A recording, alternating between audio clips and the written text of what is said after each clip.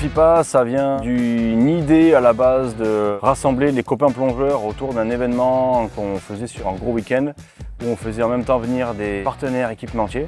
En gros, l'objectif c'est de rassembler d'un côté du matériel, de l'autre côté des plongeurs, de mettre les deux en symbiose et d'aller plonger avec.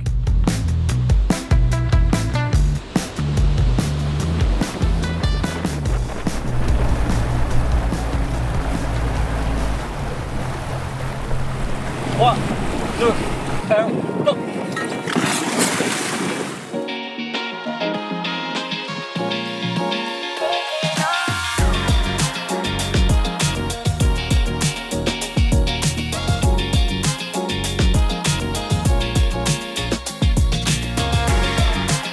À l'origine, c'était un événement où on voulait rassembler du plongeur autonome, des plongeurs qui n'ont pas besoin de moniteur ou de guide de palanquet pour les emmener en balade. Depuis l'édition 2019, on a ouvert un peu plus l'événement à des plongeurs niveau 2.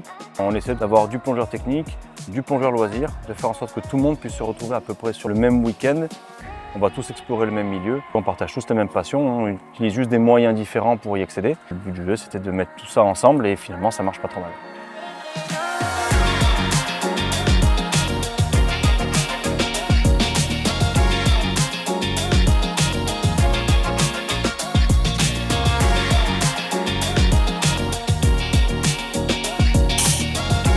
Non, il y avait du jus, hein. Oh la vache.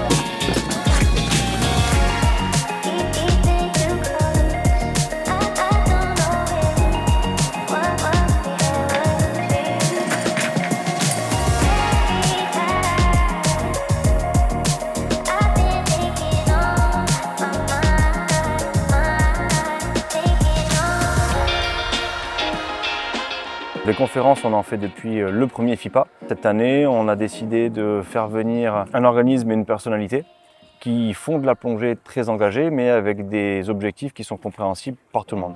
Donc, il y a Gaël Guézen qui a l'année dernière battu le record du monde de plongée féminin en recycleur à 222 mètres.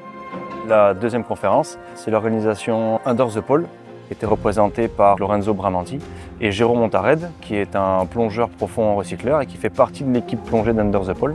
Et il y a eu un ping-pong qui était super intéressant, qui a captivé tout le monde.